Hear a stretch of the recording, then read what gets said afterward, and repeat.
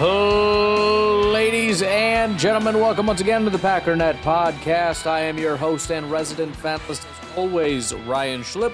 Check us out online, packernet.com. Find me on Twitter, pack_daddy.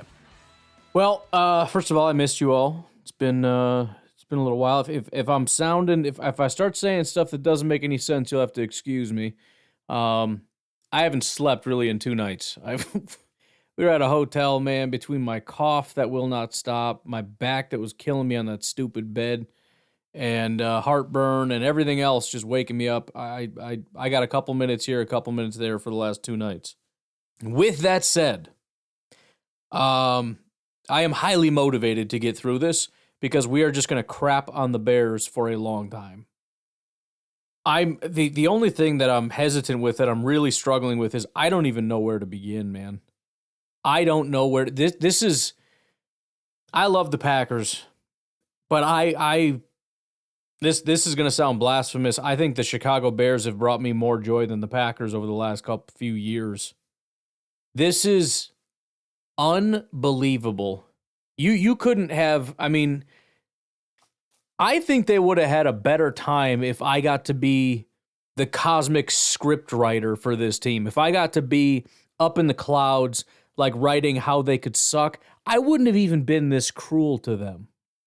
I mean, Justin Fields would have been better than Mitch Trubisky, and Caleb would have been better than Justin Fields, but they still would end up losing. They'd maybe miss the playoffs just by a little bit, and they would have beat the Packers maybe one time at least over these years. I mean, granted, we still got a couple games coming up. That may happen. We got one coming up this week, which, fortunate enough for me, means I can talk about the Bears all week, and it's not even a problem, which I might do.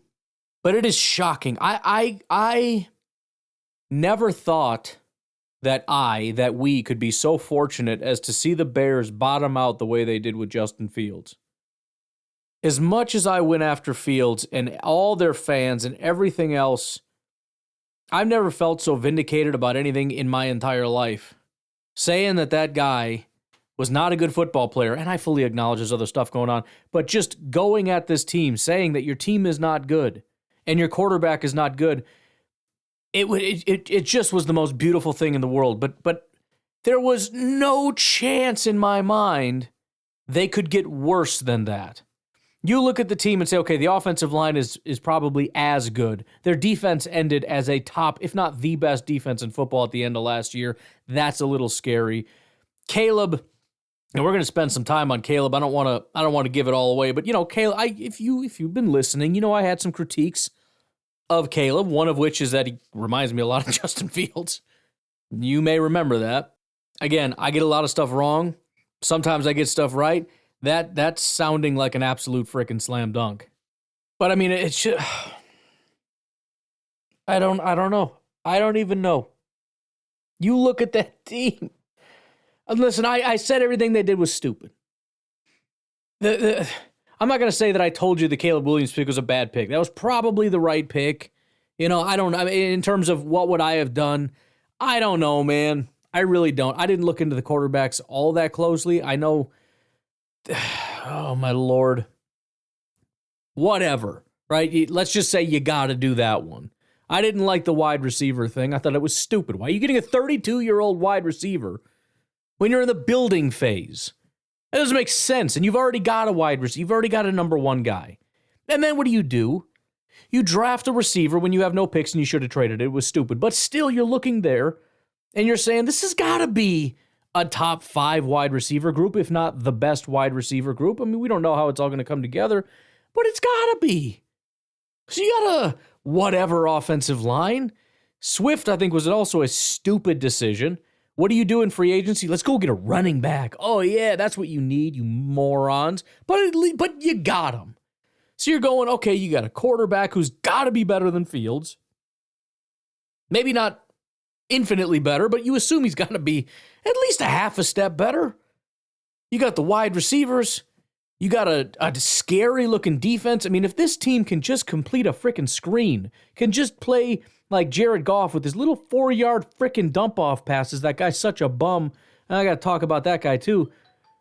if you can just do that, you got to be good at stuff. And you got a punter, right? I mean, that was brilliant, too. Who doesn't want to draft a freaking punter? All Poles is the worst GM in the history of the universe, but you got a punter, right? So, I mean, even if things get a little south, you're flipping fields out here, man. You play the field position game, so you're going to win the field position game, right? You got a quarterback. You got a new offensive coordinator who did, see the other thing. Oh, you got this terrible offensive coordinator. I mean, maybe, but they got him because Seattle was kind of thriving with him, right? So the idea that the guy's just this bumbling moron who doesn't know how to call plays, I mean, that wasn't the case in Seattle, though. I mean, they did pretty well. Maybe it was in spite of him, but why can't you do things in spite of him, right? Don't you have more talent than Seattle had, or I mean, theoretically on paper? But again, if you can complete this top 5 defense thing, all you got to do is throw a couple checkdowns, man. Let these boys take it to the house. I mean, that's. You remember when the Bears were bragging about that? Was that under Fields or was that under Caleb? I don't even remember if that was last year or this year, but it was just the dumbest crap. They throw this screen pass that's a 70-yard touchdown because guys can't tackle in the offseason, and they're talking about the greatest quarterback of all time. Oh, that fan base, man. I mean, we're on much better terms now. It's certainly not as hostile, partially because I've blocked a bunch of them, but even some of the guys that we used to get into it, man, we're kind of just on the...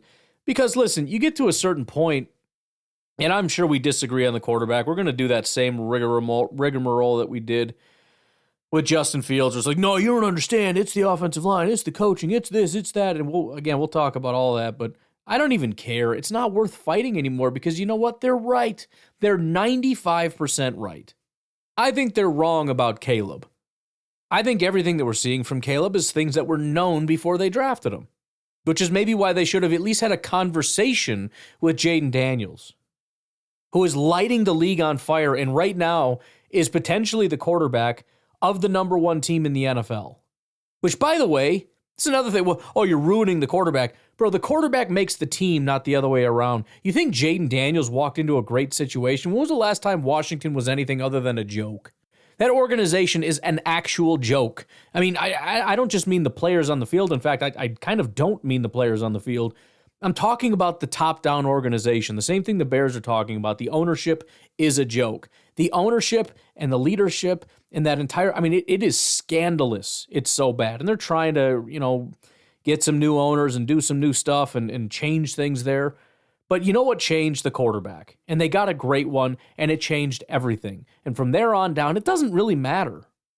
And they can talk, oh, he's in a good situation. No, it looks like he's in a good situation because he makes stuff around him look good. This team that had nothing last year suddenly has a lot of great pieces. That's interesting. And you know what? If Caleb was tearing it up in Chicago and that wasn't the case, you know what they'd be saying? Well, that's because they supported Caleb. Look what they did. They went out and got him Swift. They went out and got him the wide receivers. They got him the offensive coordinator. All those people we'd be talking about how great they all are and how brilliant Poles is for building around this quarterback to make it look so great. If Caleb was a good quarterback and made everybody else look good and won football games, they'd all be getting praised for how brilliant it is.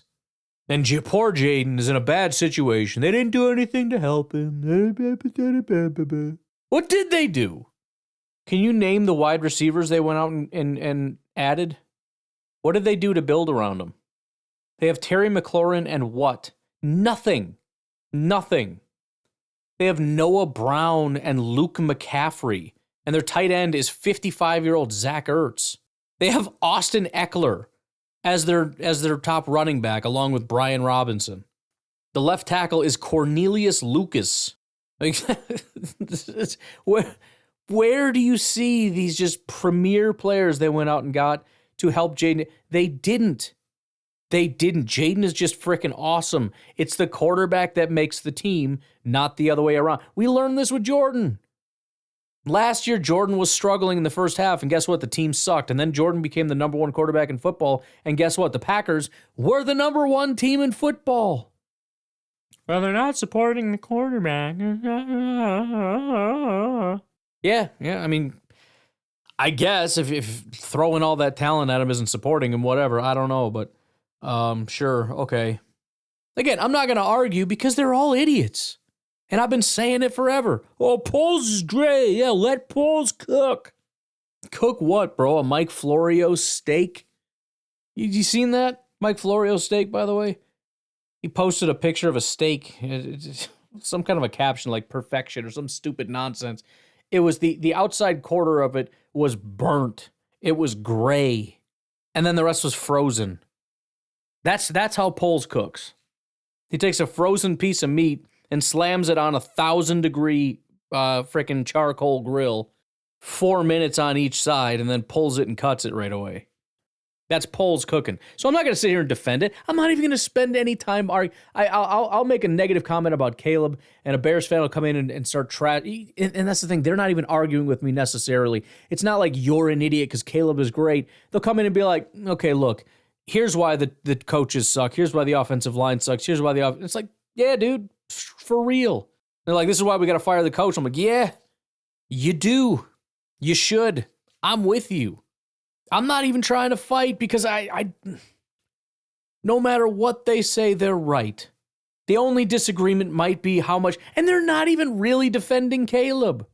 It's not a question of if he's playing well, because everyone can watch him and say, this dude's playing like dog crap.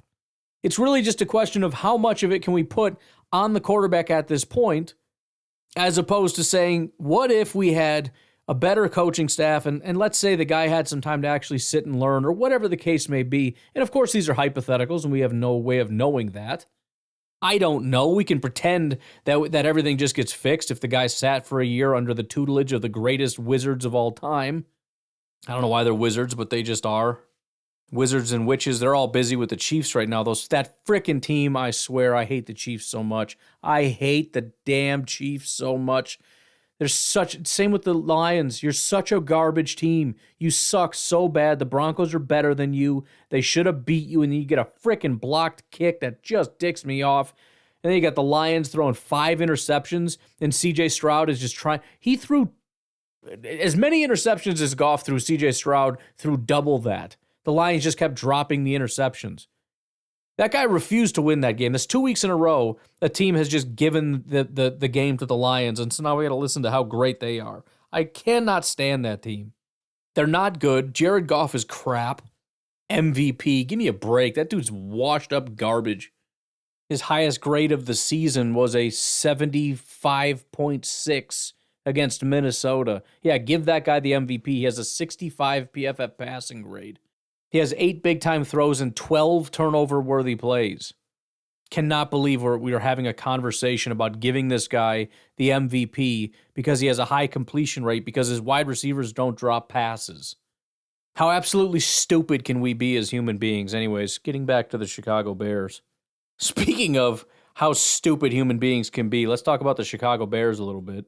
Not worth talking about the Lions. They're not going to win a damn thing this year. They're going to go to the playoffs. They'll probably beat some piddly teams. It might even be the Packers. I don't know. But they're not going to the Super Bowl. It's just not going to happen.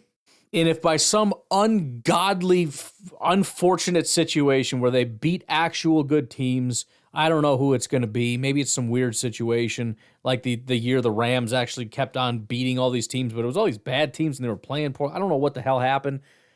They're not winning the Super Bowl. They're not beating the Chiefs. They're not beating the Ravens. They're not beating whatever. So it's not worth talking about the Lions. They're stupid. They're getting worse.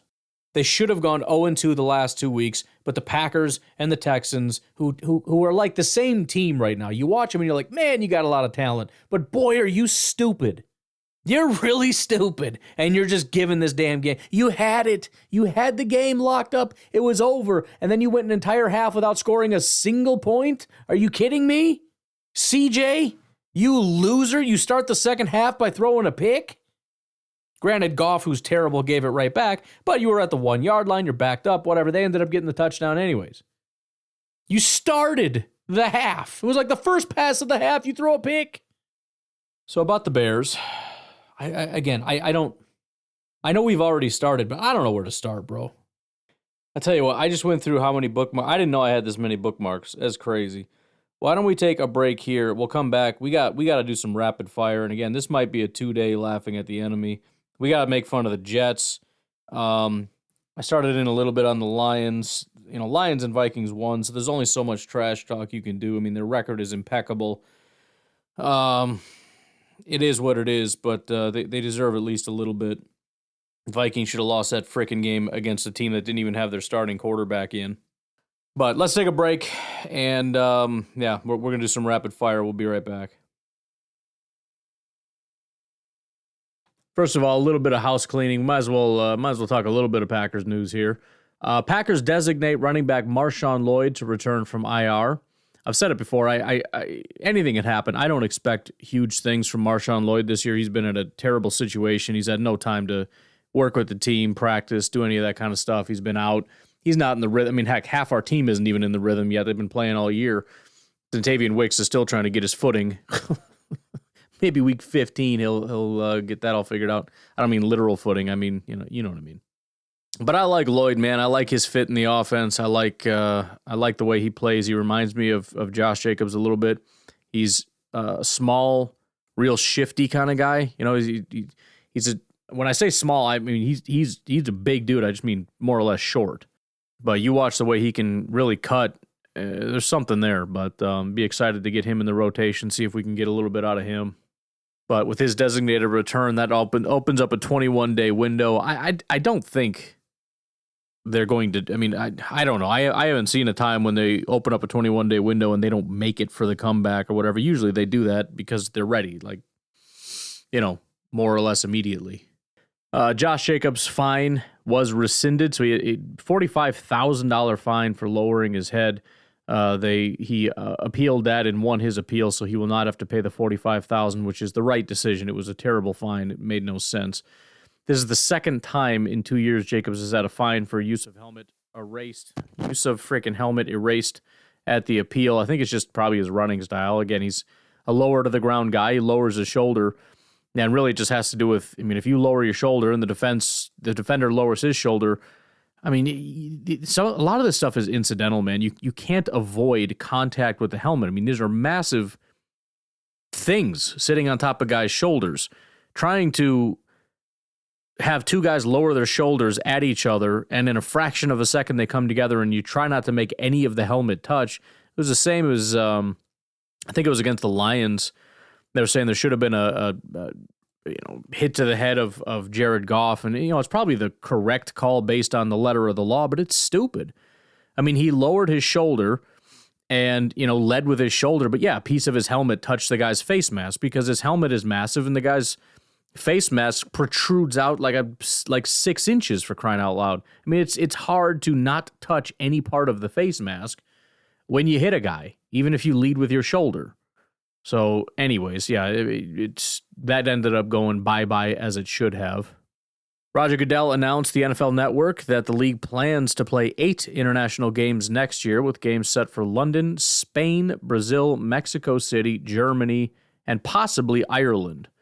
So that could be pretty interesting. It's good to see that they're going back to Brazil. I think that was, I guess you can't say that was a success. I think there was a lot of issues with the field conditions and whatnot. They'll have to work on that, but it was cool to be able to get down there for the fans.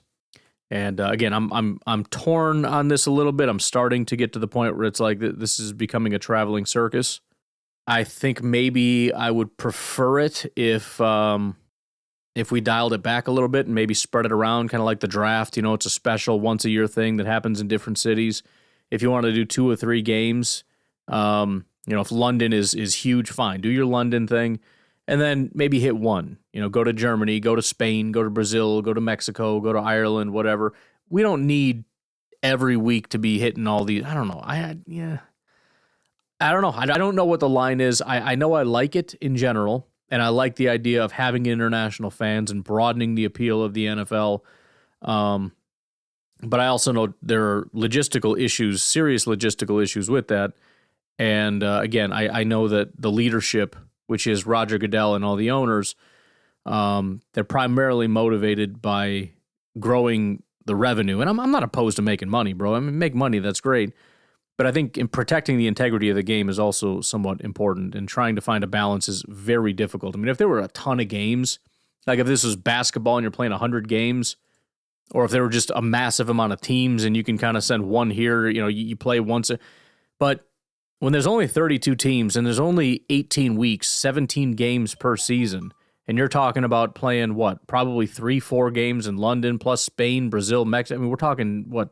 We're up to 10. We're going to be at a dozen pretty soon. I don't know, man. I don't know. I don't know what the line is, but I feel like we're probably getting a leg over it right now. Oh, we got Matt Schneidman. Says, Matt LaFleur tells me he is optimistic that Jair Alexander, Evan Williams, and Josh Myers will all play Sunday in Chicago coming off the bye, but it'll give them the week. All three missed the Lions game, full 25 minutes with the Packers head coach drops tomorrow at 6 on my show. So be sure to check that out. Matt Schneidman does a sit down with LaFleur. I honestly have never listened to it. I keep forgetting that that's a thing. I should probably start listening to that, but it's great to hear that. And it's pretty unusual to have the coach just call it out and be like, yeah, they're probably going to play if they're not going to play. You know, you feel pretty strongly that they will, but you never know, I guess. And then finally, maybe the least interesting news, NFL announces halftime entertainers for Thanksgiving games. So here's what we got. We got Shabuzi is going to Detroit. What the hell is Shabuzi? Lainey Wilson is headed to Dallas. I don't know who that is. And Lindsey Sterling is coming to Lambeau. So if you know any of those people and you like them, you got an opportunity to go see them if you're going to those games. I don't know who any of those people are. I don't know if I've ever heard of those people, but there you go. Sounds great. All right. Again, I don't even know exactly where to begin, so I'm just going to start going rapid fire through some of these things. I'm going to try my best not to just outright disagree with all this because I do disagree with some of it, but here's just a little bit of what's going on out there in the world. Here is a tweet from Jacob Infante, prominent Bears reporter. Matt Eberflus's plan this offseason, and it's a little checklist. Learn how to manage timeouts. X, as in no. Develop young talent. No. Hire good offensive coaches. No. Promote accountability. No. Grow a beard. Yes. Oh, man. Just the disdain. We'll just keep going. Here's a tweet from an account called Fire Eberflus. It's amazing how Bears fans, last year, the year before that, the Bears were garbage. And all the accounts were, JF1, Justin Fields is him. You know what I mean? Like, they were still in it. They're so far out right now. And they should, listen, they should be pissed. They bought in so hard on Justin Fields. Half of them still feel like they ruined the Justin Fields era. That's what the battle that's going on. You've got kind of like you had the pro Rodgers crowd that just every interaction that came up, they're like, oh, yeah, what about Justin Fields? Yeah, you forgot about Justin Fields. It's like, bro, shut up about Justin Fields. But they won't. But they're so angry that they wasted that whole era. They've had 3 swings at quarterback, got Trubisky, Fields, and now the number 1 pick that's supposedly the greatest generational talent in our lifetime. And it's just now they've ruined it. So now all the accounts just say things like Fire Eberflus. He says, fun fact, the Bears haven't won a single playoff game since George McCaskey took over as chairman in 2011. Keep up the good work there, George. Here's Todd McShay, obviously a very prominent figure, most known for the NFL draft, but he says it's hard to watch what's going on in Chicago with Caleb. It's even harder when you also watch Jaden's success in Washington and the development of Bo Nix from week 1 to now, and some incremental improvements in May. Bears organization needs to get the next hire right, hell or high water. It's hilarious that it just didn't even dawn on me until right now that they lost to Drake May, and that makes it even worse. Not only... It's so funny because it's like indisputably Jaden is the best quarterback right now. Bo Nix is clearly improving. And Bears fans can look at it and go, okay, but Caleb is still more athletically gifted, blah, blah, blah. He's also better than May. May, with a significantly worse situation in pretty much every category, comes into your house and beats the living crap out of you. Here is Dave Portnoy. No introduction needed. I have a lot of friends who are Bears fans, which is obviously true. A lot of Barstool, even though they're from the East Coast, there's a lot of Chicago guys in there. He says, I have a lot of friends who are Bears fans. I can't even imagine rooting for this team. What's worse, being a lifelong Jets fan or Bears fan as a Packers fan? This is like news. This is many of us are just giddy inside listening to that. It's like the two worst teams right now in football are the Bears and the Jets. It's like, this is the best ever. Then the Patriots beat both of them, I believe. Both franchises continually find new ways to embarrass themselves. Like they're never going to be good. It breaks my heart. Hashtag sad Bears.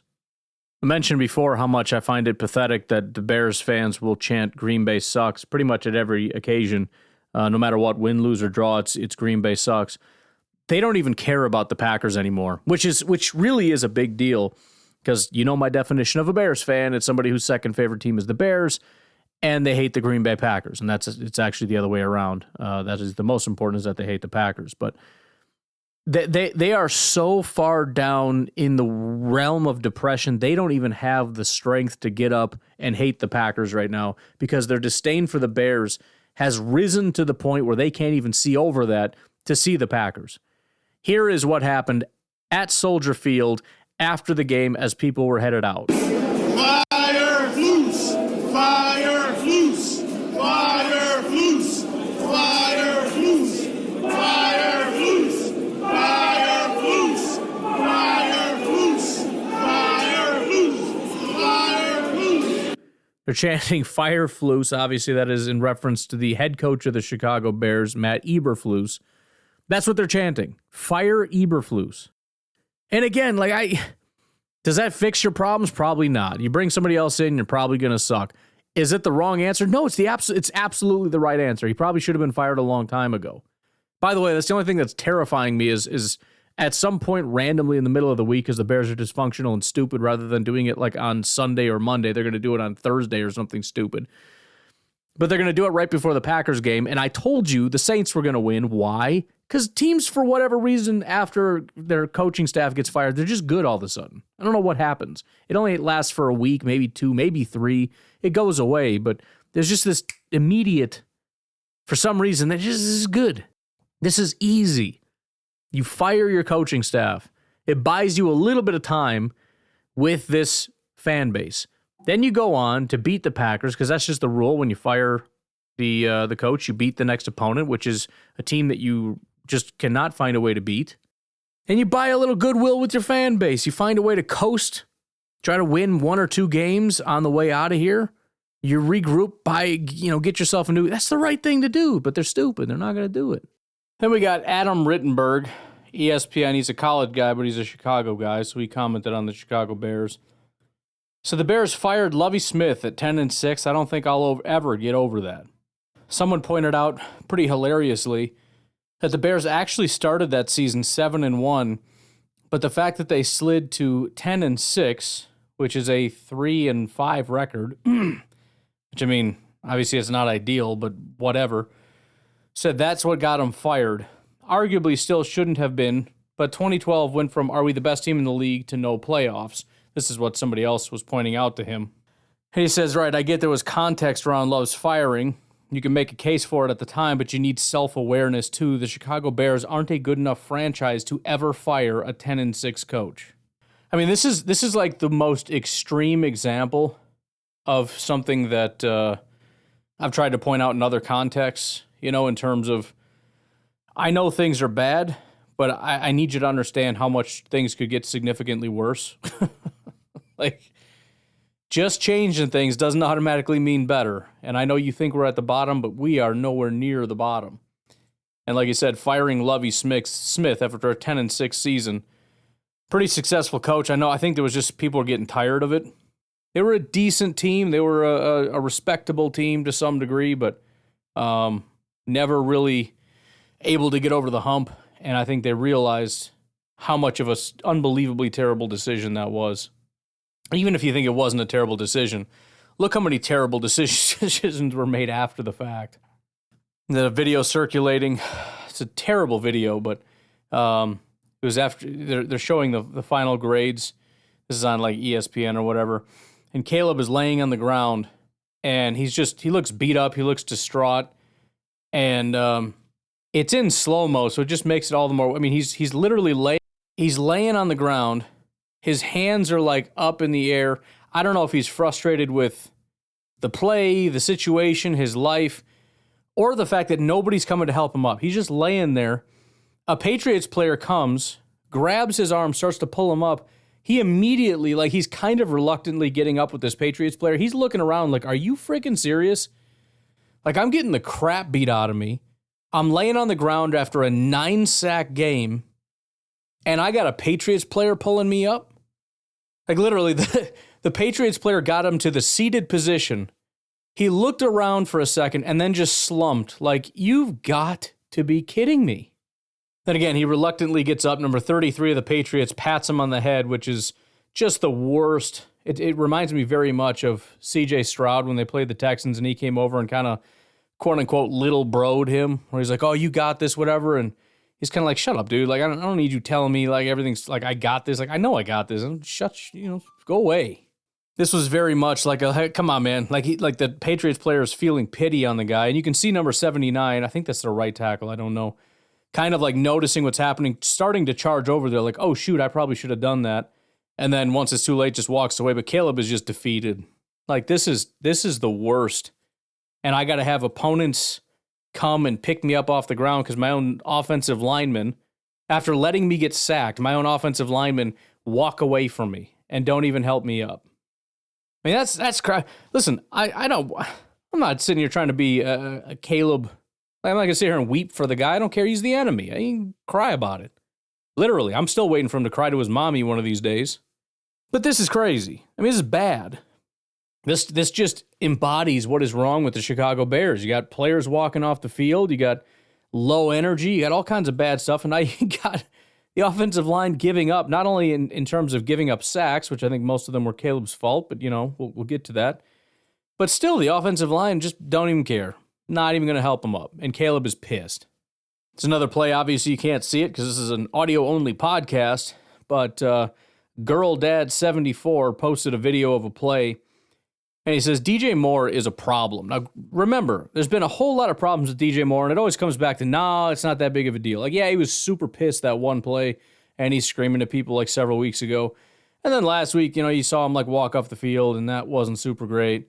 But, he got hurt. Like, that's why. Like, he got hurt and he just walked himself off the field. So, it's fine. Everything's fine. He posts a video of this play, and it says, DJ Moore is a problem. He is clearly not running on his route, and his body language is SHIT. Now, the first part is hard to say, whether he's actually running his route. It's a very narrow view from behind, and he kind of just stops running his route once he sees Caleb breaks past the line of scrimmage, but generally, guys are always engaged. Like you see your guy running, and what do? You go to your quarterback, you start blocking. You do something, you try to help, or whatever. He sees Caleb run and go down, and he again, with the body language, he stops running, he lowers his shoulders, and he throws his head back and his hands up like, what are you doing, stupid? I mean, DJ Moore is furious. I mean, all these guys, they're not happy being there, but DJ Moore is furious as a Chicago Bear. I know he's probably frustrated with the coaching and everything else. I really don't think he likes Caleb very much. I don't. Now remember, we all got scolded. How dare you? Just because he paints his nails and everything else doesn't mean anything. Listen, leave the painting the nails thing aside, which obviously the guys didn't like that. We heard messages of leave that crap in California, don't bring that here, which of course was retracted, whatever. But the bottom line is, dude comes in and is arrogant. Remember, this is, and we'll get to that tweet. I'll probably just get rid of it because I'm going to say it now. But this is the guy who, him and his dad were looking for ownership stakes in a team, and were trying to circumvent the rookie pool because he's too good for that. He's better than this rookie contract. He wants a stake in a team. The level of arrogance to say that I deserve what the best of the best football players who have earned it get, and I haven't done a damn thing. And then he comes in here and he can't do anything. His footwork is trash. His accuracy is trash. His decision-making is trash. He can't find open guys. DJ Moore is running open, and he's thinking, hey, where's the ball? And he turns and he sees his idiot quarterback running and then falling, presumably short of a first down, because otherwise why are you so pissed off if he gained like 7-8 yards? It's not a big deal. I don't think he likes Caleb. I would guess a lot of these guys do not like Caleb. They don't think he's a good quarterback. He came in all cocky, and he sucks. And I think DJ Moore is tired of playing on crap teams with crap quarterbacks who don't know how to do basic crap. And I get it. And by the way, remember, DJ Moore was a guy who kind of liked Justin Fields, and he kind of tore it up last year with Justin Fields. And he said, I looked at those other guys, they're not as good as Justin. So they shipped away Justin, brought in this guy, and he sucks. And it's like starting over day one with Justin Fields, hoping that in 3 years, maybe he... And I mean, DJ Moore, he got paid, but he's not going anywhere with this team. His stats are garbage. Like, he is off the radar. Nobody cares about DJ Moore anymore. You think this guy's ever going to get another contract? With who and for what? I mean, I don't know what his age is or whatever, but I mean, this is brutal. This is so bad. Here's something from Brendan Segru, who is assistant editor for the Bears Wire, co-host of Bear Down Shy Pod, saxophone player, pronounced Segru. Fair enough. He says, bathroom interaction at Soldier Field. I should have saved this one when we get into the... I can't not talk a little bit about Caleb. I'm trying to save that because I want to go off on that. Anyways, guy asks the maintenance worker if he can throw his beer at the trash can as hard as he wants. He goes for it, misses, and another guy says, hey, it's Caleb Williams. The vibes are so bad.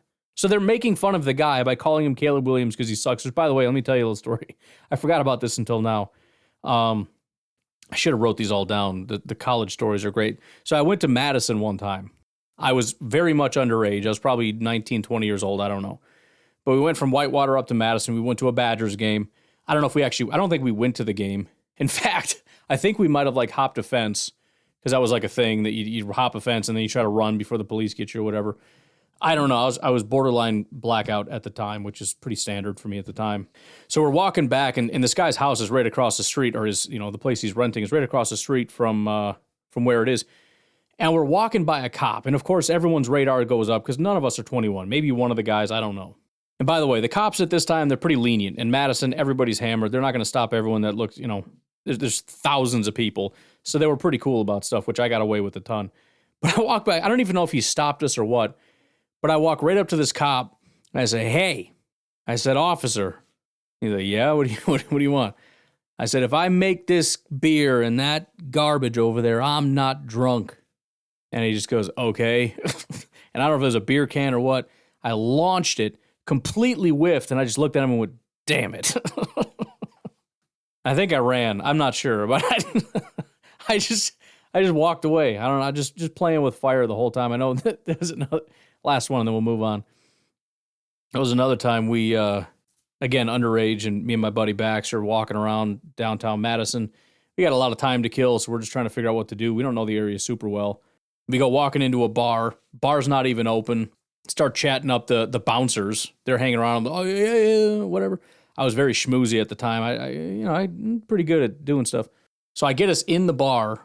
These bouncers who shouldn't be letting us in because we're not even 21. We're just yucking it up with these guys, having a good time. They're giving us like free drinks or whatever. Owner comes like, get them the hell out of here. I go walk up to a police officer. I'm like, hey, where's a good place to go get hammered? And he pointed us to a place. All right, thanks, officer. It was good times. Anyways, just reminded me of that. Don't drink, kids. It's bad for you. It's this hilarious image from Jack. I don't know who Jack is. Jack is, who's Jack? It's not telling me. Bears DePaul, producer of BFR Pod, which is, I don't know, doesn't say, but BFR Pod. Everybody's got a pod. He takes a still shot of the Chicago Bears defense, and the offense, to be fair, isn't quite lined up yet. But the Bears defense is all kind of huddled up. Most of the defensive linemen are on the line, all this stuff. What is Stevenson doing? If you recall, I believe Tyreek Stevenson is his name, number 29, is the guy that caused the loss to Washington when he's screaming at fans and he's yucking it up with them. And then he goes running across the field, and rather than guarding against the touchdown, he decides, I'm going to go up and tip the ball. He tips the ball, and it ends up being a touchdown, and that's how it ends. The guy is an absolute loser. Well, on the screenshot, he is staring at the sideline, waving his hands around. Now, I don't know, maybe he's just talking to his team, trying to be like, get the call in, which I doubt because it looks like the call's already in. The linebacker's communicating to the rest of the team. I don't know what he's doing, but he's waving his arms around, and Jack says, OMG, he's doing it again. By the way, I forgot to find this. After that whole chanting thing of fire flus and all that stuff, again, this is just how you know you're in an absolute horrible situation. You've got the media talking to you and asking you questions like, how do you respond to fans calling for your job? Yeah, just get back to work. I know it's part of the job. It's part of it, but you got to stand strong. You got to be the same leader that you've always been, and make the necessary adjustments that you need to make. Be strong and courageous throughout it all. Look at each other in the eye, tell each other the truth, and that's how I know to do it. You know what I think Matt Eberflus is, and I kind of got this vibe from him early on, like when I saw his family and everything. He's got a great family. Seems like a really nice guy. Matt Eberflus is a guy who belongs in a corporate environment. And, he reads a lot of self-help books. He reads a lot of I don't remember the titles of the books. I've read a few of them. They're pretty well known. I don't know. I'm blanking right now, but you know what I mean, right? He knows all the nice little sayings, and it's all about, we got to be honest with each other, and we got to look each other in the eye as men, and it's all like verbally kind of, I don't know, masculine, and it's all about accountability and everything, but really it's not. It comes off as very soft and weak and pathetic and stupid. It really does. It gives off these just self-helpy, no offense to people that read self-help books, but you know what I mean? It's just bro, this is all theoretical. You know what I mean? It feels more, I don't want to say academic because it's not, but it just lives out in this realm of bumper sticker bullcrap that when you bring into a locker room, guys don't want to just listen to you regurgitate bumper stickers, dude. What was that stupid line earlier? I don't even know. If you prepare like a winner, you're a winner. If you lose, you're not a loser. It's if you prepare I have no idea. What are you even talking about, bro? Stop reading books because you sound stupid. Actually get, he needs to spend some time with his players. He needs to go get bloodied up with his guys. He spends too much time up in his office reading books. Now, I will say, Be Strong and Courageous is in the Bible, and I'm not encouraging you to put that book down, but you know what I mean? I don't know, dude. He's trying so hard to just say the right. He sounds like a CEO. He doesn't sound like a football coach. Football coaches are a little bit rough around the edges. It's Bill Belichick in a stained sweater. It's not about saying the right things. It's about doing the freaking right things. I mean, Mike Tomlin, that's a football coach. Bill Belichick, that's a football coach. Mike McCarthy, that's a football coach. For all the flaws that the guy has had, and he's struggling to keep up with the NFL right now, Andy Reid is a football coach. These are not necessarily guys who are going to say these nice, polished bullcrap phrases for you, giving inspirational quotes. I think that's what it's like, inspirational quote books. Together we rise, together we conquer. Champions train when no one is watching. Our only limit is the one we set ourselves. In the face of adversity, we show our true strength. Victory favors a prepared mind. I had the robot just make up some fake BS here. Embrace the challenge, embrace the grind.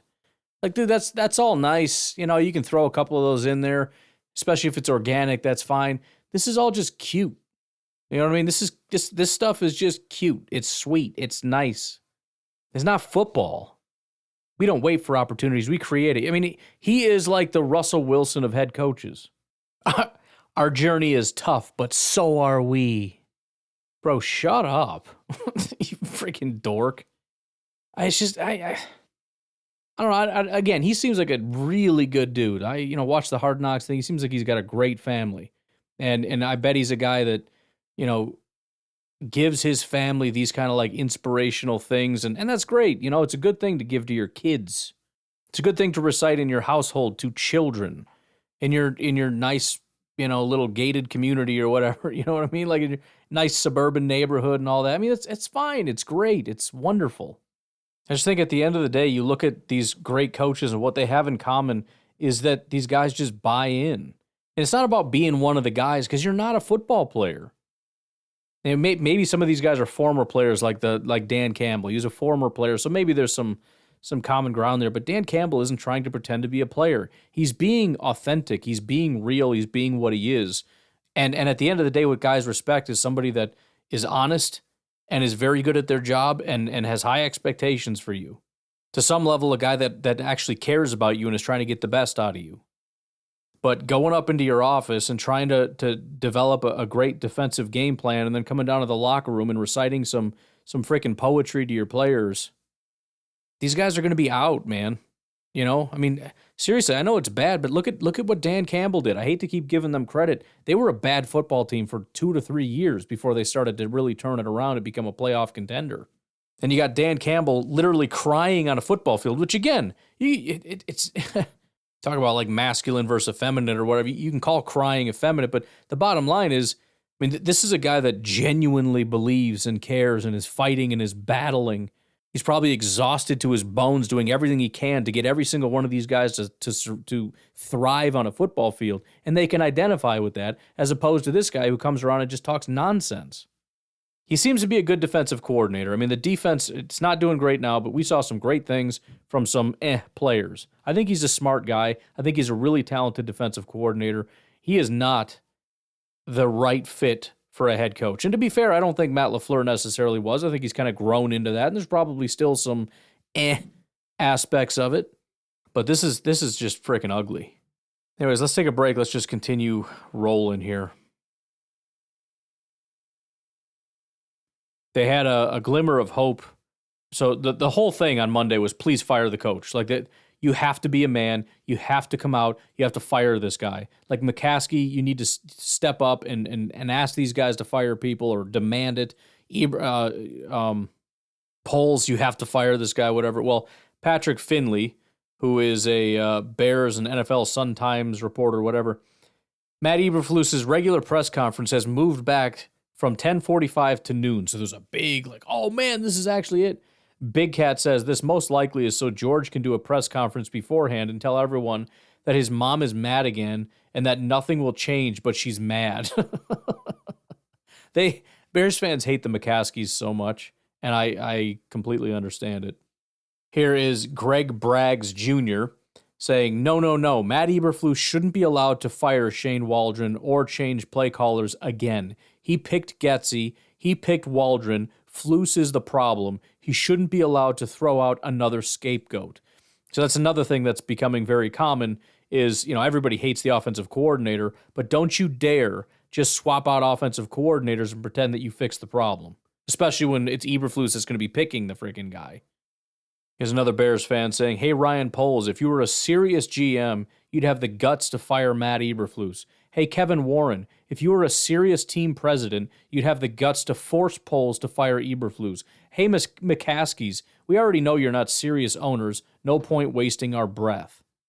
By the way, that's another guy that's really flying under the radar is Kevin Warren. Kevin Warren was hired not too long ago. He was really on the radar. I remember when I was looking really early on at some prospects to possibly fill in for the president job here in Green Bay. Kevin Warren was on that list. Big time name, college football guy, you know, just he's way at the top of everybody's list. Seemed like a really, really, I don't want to say good hire because I have no idea how good at this job he will be. But when you're looking at a checklist, he checked every single box. He's the team president, and everybody hates the McCaskies. The McCaskies are not doing anything. I mean, I don't know, maybe they're exerting some pressure, but I don't think the president is the guy that's basically the de facto owner in terms of like being the top decision maker on the team. So it is somewhat hard to be mad at the McCaskies who went out and got the biggest name that's out there to be the team president, and the team president went out and got Poles, who has been complete garbage, and Poles went out and got the head coach who's been complete garbage, and the head coach went out and got offensive coordinators that seemed to be garbage. And, you know, Kevin Warren also, I believe, was involved in the Justin Fields thing, and then Poles was obviously the Caleb Williams. I mean, from top to bottom, it's been a complete disaster. The only people that it's hard to be mad at are the people that went out and got Kevin Warren. Here's Olin Kreutz, former fantastic Chicago Bears, I believe, offensive center. He said, has replacing the offensive coordinator ever worked anywhere? Looking for examples to study. Again, just kind of the thing of, like, please don't tell me the plan is to just fire the offensive coordinator and pretend everything's fine. Here is a Jarrett Payton who is a WGN News sports anchor and a bunch of other stuff. He may be a former player, I'm not sure. After watching the Bears film, I have to ask, who are we?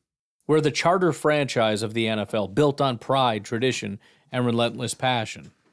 But yesterday, like so many days, weeks, and months, and years before it, none of that showed up on the field. The offense looked uninspired and broken, with a glaring disconnect that's hard to ignore. Rinse, repeat.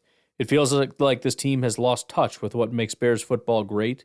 In 85 and 06, we knew exactly who we were. A punishing defense backed by a powerful offensive line that could run the ball down anyone's throat. It's not complicated. What I saw on film was far from the standard on offense. I told my friends earlier, this isn't us. But for too long now, this has been us. The product on the field isn't good enough, and as fans, we deserve better. Change isn't just needed, it's overdue. Because what we're seeing right now, that's not Bears football. At least it's not supposed to be. I mean, this is just a fan base screaming out. Like, I don't know what to do anymore, man. And even the way he put it, because he's not wrong. I mean, there is pride in the Chicago Bears. Sometimes, it's weird because I look at the Bears with disdain, but I also look at the Bears with some reverence. I mean, you ask me some of my favorite players of all time, it's almost all Packers, and then a bunch of Bears, and that's probably it. There have been some other, Megatron and whatnot, but man, I just so much appreciation for some of the guys these Bears teams had, like through the early thousands on that defense. Freaking Lance Briggs, and they had some players, man. Peanut Tillman, and they were respectable. Even their coaches, so you laugh about how many coaches they went through, but some of these guys, I always talk about Dave Wanstead. I love Dave Wanstead, man. That guy was a coach. He was built for the 90s. He had a big mouth. He has like my dad's haircut from the 80s that just never changes. That little part in the middle that just kind of, I don't know, whatever. He's got the mustache. My dad had a similar thing. I think it's a Chicago thing. I don't know. Lovie Smith. I mean, these are good coaches. This is a good but at the same time, they are a laughingstock. They're a joke. And they have been since, with just a rare few exceptions, basically since they won the Super Bowl last time. Little blips here and there of promising football, but otherwise they're a disaster. In the last, what's it been, 10 years? It has been atrocious, with the exception of the 2018 season. Atrocious. I had some people help me out with some content for the podcast. I had a couple people send me this one. Props to OG Boomer for sending it here. But this is in I don't think I can see what magazine or what newspaper this is, but in Chicago's newspaper right now, they have an article. It says Bears next opponent of Packers, and then in bold it says bad time to face the Pack. It says the city grades the Bears and how they fare against the Packers. I mean, I can't imagine. Not that anybody really reads newspapers anymore, but I just can't imagine being a Bears fan and just you're getting punched in the face over and over and over again by your own team, not by the Packers or the Lions or the Vikings. They're not the ones doing it. Your own team is punching you in the face. And then you got your media throwing out newspapers on your front door. You open it up and you see this, a picture of Jordan Love right in the middle with a title that says bad time to face the Pack, as though you needed a reminder for the inevitable. I got a post here that says this might be the easiest bet I've made in my life. And it is somebody that, we'll see. I don't know if they actually did it or not, but they typed it in at least. $1,000 on the Green Bay Packers to win. $943 is what you win, which is funny. You don't even get your money. The only reason that's an interesting post, because obviously a Packer fan could easily do that, this is a Bears fan. This is it says bracketology champ, #Bears, #Cubs, #Purdue. When parlays are posted, I play each leg straight, blah, blah, blah, blah, blah, blah. This is a Bears fan who's saying, I'm just dropping $1,000 on the Packers, man, because this is the easiest bet I've ever made in my entire life. We're going to get smoked. One of the funniest things to follow this year is, again, one of the dumbest things I've ever seen, and they did about 4 of the dumbest things I've seen a franchise do. One team did it. It was the Chicago Bears. They did it this year. I think 3 of the next dumbest things they did last year. But The quarterback texted the punter and said, "You're not going to punt much here. This is a thing that has been tracked all year. People have been following this." Total yards for Caleb Williams, 2021. Total punt yards, 2,153. He has 132 more yards punting than they have passing. Oh my Lord. Again, I don't feel bad for Caleb. He is an arrogant, cocky, condescending D-bag. He is a diva. He's a princess. He thinks he's better than everyone. He thinks he's entitled to everything. He came into this and he sucks at football. And then he sends a text to a punter saying, "You're not going to punt much here." And the guy has punted for more yards than Caleb has thrown for. I don't feel bad about that at all. It's funny. I used to say I can't stand Bears fans. I kind of respect some of the Bears players. I feel bad for some of the players. I respect some of these. There's good players out there, but the fans I can't stand. I'm getting to the point now where I despise the organization. I'm like a Bears fan. I sympathize with the fans. I despise the organization. There's not many people on that field wearing a Bears jersey that I really care for these days. DeAndre Swift isn't an organic Bear. I mean, by the way, most of these guys were not even drafted by the Bears because they have no capability. First of all, they give away all their picks because they're idiots, and then they draft like morons, and then they have to go out and spend money to bring people in. So none of these people are organic. And then the ones that are suck. They got the right tackle that can't block. They got a quarterback that can't throw. The only hit that they got is the punter, which actually works out in their favor because they punt a ton. Getting Rome Odunze was stupid. That guy's done nothing this year. Terrible, terrible pick. Not because Odunze is bad. It's a stupid decision. Definitively, you should have traded that pick. You trade back and go get an offensive lineman or something. You don't need a third freaking wide receiver. You absolute moron. Hey, here's the one I already mentioned. Joe Osborne says, "Remember when Caleb Williams wanted an ownership stake for whatever team drafted him?" The comments, by the way, it's a good thing I didn't delete this because I already commented, because the comments are fantastic. Let me go through a couple.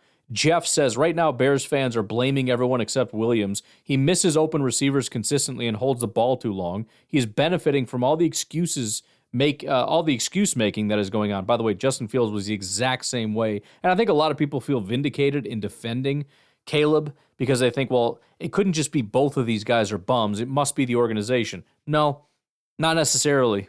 Not necessarily. Joe says to him, "I agree." Cancer Blows Goats says, "I think they should give it to him. What's 10% of $7? It's funny. Says, "Dude does not need..." Tucker Carson says, "Dude does not need the Bears. They're holding him back. He's going to make stacks someday selling nail polish." Skogie Card says he can't. Aaron Rodgers and Jordan Love are majority owners already. By the way, about half the comments are saying this is completely fake. It's a made-up story. There's no truth to it whatsoever. Please link me to that story. Okay.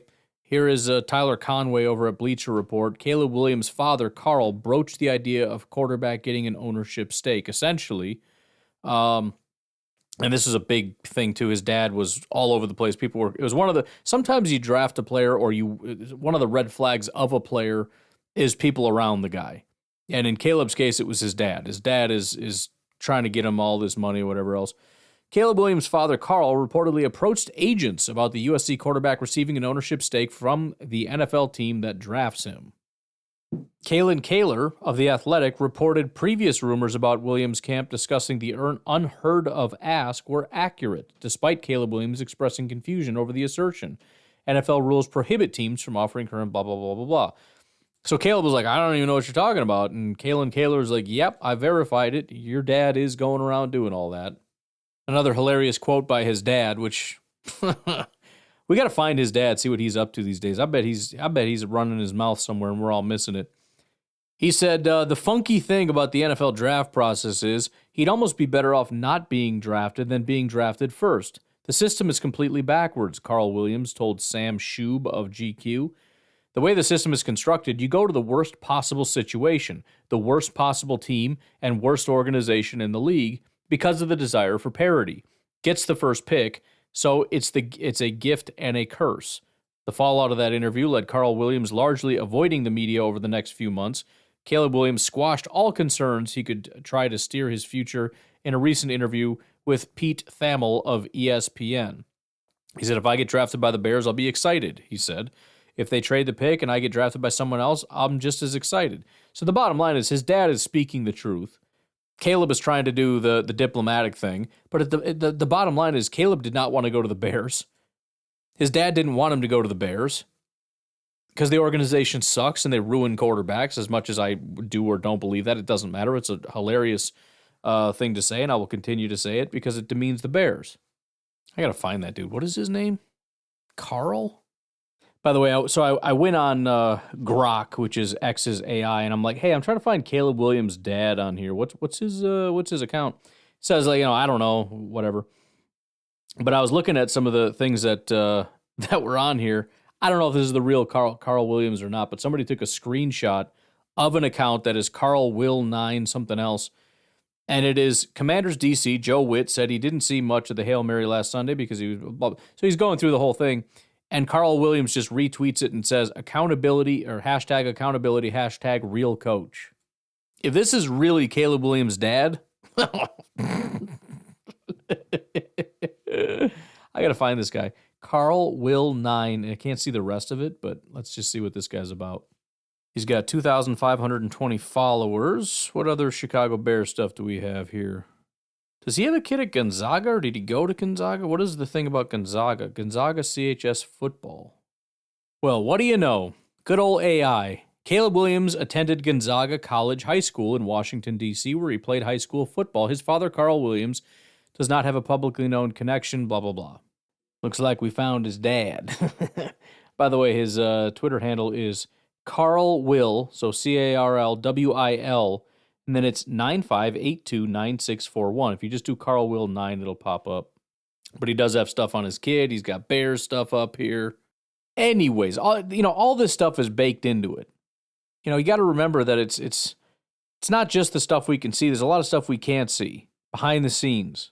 Caleb Williams and his thoughts coming into this season, his thoughts on Chicago coming into Chicago, hoping that it wouldn't turn out like everything else, and then seeing all this, seeing the dysfunction. He talks to his dad. What is his dad saying? What are his, you know what I mean? Like, there's a lot to this.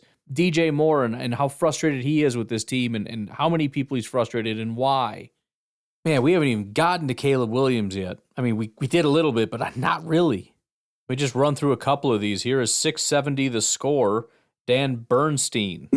The issue is primarily the regression of the most important player the franchise has had in memory. You are allowing him to regress. You are allowing him to be hit. Change something to interrupt whatever is cascading, whatever is spiraling downward with Caleb Williams. Interrupt it.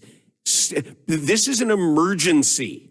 This is not have your after action reports in your meetings. You are in danger of ruining another one. Do something. Do something. Interrupt this. Somebody put an end to whatever is happening out there to Caleb Williams. So mad. Whether it's drastic or not, fix it. There are too many people asleep at the switch. All that mattered here was this kid. And this damn kid is up there with his head held high, answering every question, taking every shot, all these questions. He knows what's wrong. He knows that he's drowning in incompetence right now. They're all failing him. The one thing this team couldn't do, regardless of record, the one thing the 2024 Bears could not do was somehow fail Caleb Williams. And they're in the middle of doing it, and it's getting worse. Who's going to stop it? And again, I can't argue. Now, listen, I don't think Caleb is a good quarterback. I don't. I think I was thinking about this. It's not true that everybody needs to sit. And we've seen that. We've seen guys come in and just dominate. We're watching it right now in Washington. We saw it last year in Houston. But some guys, I think, do need to. I've said this before with Jordan. There's a lot of talk, and I seriously, I've got 20, 25, 30 tabs still open to go through here. a lot of talk about Caleb and his footwork, and I couldn't help remembering Jordan and how much he got made fun of because you've got Aaron Rodgers and whoever the other backup was at the time, and then Jordan and, Aaron Rodgers and our number 2 at the time, they were synced up perfectly. The footwork was just bam, bam, bam. I mean, it looked beautiful. Jordan didn't know how to do it. And people are making fun of him like, dude, this guy can't even do the basic footwork. This guy's a bum. He had to learn it. He had to learn it from the ground up, and it took him some time to get to that point. I think Caleb's a guy that needed to learn it. And not only is he not a guy that can just come in and do it, but when you come in and, you really need time. And I don't know who was, if anybody's saying that this is a guy who's a plug and play. I think that's stupid. I don't think he was ever a plug and play because his processor's slow. And a guy who even in college has a little bit of a slow processor, you get him into the NFL, he's going to bust out. You got to get him in and get him so unbelievably comfortable with the offense and the rhythm of the offense that he can start playing a lot faster. He can't keep up with the NFL pace, and they're just letting the guy drown. And I think that's what happened to Justin Fields too. And it's not true that it's just, well, he's really talented and he's really good, except everything else is so bad. No, he's bad. He's really bad. And I don't know that there's any amount of time that would ever make him good. I don't know that for a fact, and I'm not going to pretend that I know that for a fact. But what I do know is this guy's not good enough to survive right now. And by the way, his claim that he's spiraling downward is not really true. He's the same guy he's been all year with a couple exceptions. That LA, Carolina, Jacksonville stretch was his sort of good stretch, with his only really good stretch being against Jacksonville. He had a 4-touchdown game. He had an 83 PFF grade. And I was getting nervous because he was in the 40s. So it was basically 50, 43. So he's kind of, down in the 40, 50 range. Then he jumps up to a 57, 58 basically, like a 60 in his first average game week 3. Then it was a 65, then a 67. So it's a slow climb through the 60s and then an 83. I'm at full fever pitch panic mode now. But what did I say? LA, Carolina, Jacksonville are the 32nd, 31st, and 30th ranked pass defenses. He comes out against Washington, Arizona, New England, and he's back in the 50s and 60s again. 56, 60, 52. It's not even his worst game. It was his third worst game against New England. So he's been the same quarterback every single week with the exception of maybe 3 games and kind of just 1 game. He has not thrown a touchdown since before the bye week against Jacksonville, that terrible pass defense. And I know the Packers made him look a lot more competent than they were. But I'm telling you, maybe Jacksonville's getting better. It looked a little better against Minnesota too. But at the time, they were 32nd. And although I wasn't positive, I did say I wasn't going to necessarily buy it until we saw him playing some better defenses. And he has thrown 0 touchdowns in the last 3 games. He has cracked 200 yards just once, and it was 217 yards. He has thrown 1 big-time throw and 0 turnover-worthy plays in 3 weeks. I mean, kudos for not throwing a turnover-worthy play. He's being very cautious with the ball. But he has done nothing productive. 1 big-time throw in 3 weeks. We're going to have to save a lot of this for tomorrow. In fact, we'll probably just get out of here. I don't want to do too much today and then not have enough for tomorrow. We're just going to do this again tomorrow. I'm tempted to just hit record again and do tomorrow's, but I got to do Packernet after dark. So, yeah, we're just gonna do it tomorrow. We got a lot to go through, and I mean, I basically just went through like people's tweets. I haven't done receipts yet. Got a bunch of people send me receipts. By the way, hit me up, DM me if you got some more receipts. And then just a lot of videos, like people commenting. I kind of saved those for last, so we got to go through all that. I told you this might be 2 days. It's at least going to be 2 days of laughing at the Bears. And again, haven't even touched on the Jets or anybody else. Freaking 5 interceptions for Jared Goff, that overrated bum. He seems like a nice guy and whatnot. I don't care. As soon as they started talking MVP, I got a little ticked off. So yeah, I'm happy the guy showed his true colors, even though that's not really his true colors. He's not that bad, but it brought him back down to earth. Can we be done with the MVP talk now? Nobody throwing 5 interceptions in a game deserves MVP. Sorry, get out of my face with that nonsense. I don't want to be done, but I guess we're done. 1 hour and 10 minutes, man. Gotta do what you gotta do. All right, I will talk to you tonight, tomorrow, whatever. Have a good one. Bye-bye. Chi-town's crying, another season's dying. Their defense is trying, but their hopes keep flying. Started strong at 4-2. Now they're looking mighty blue.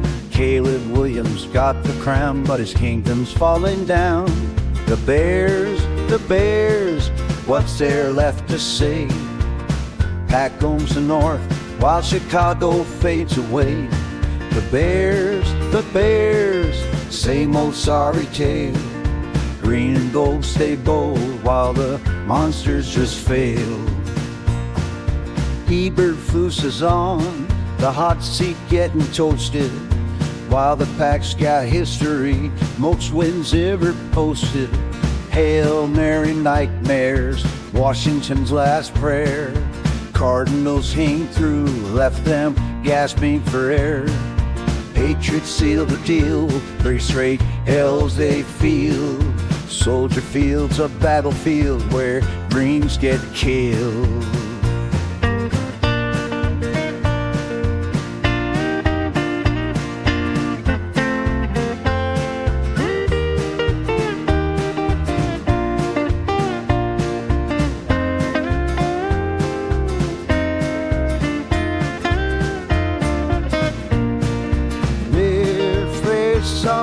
Song heartbreak, mark the tip for the bar-handed. The Bears, what's there left to say? Pack owns the North while Chicago fades away. The Bears, same old sorry tale. Green and gold stay bold while the monsters just fail. Go Pack,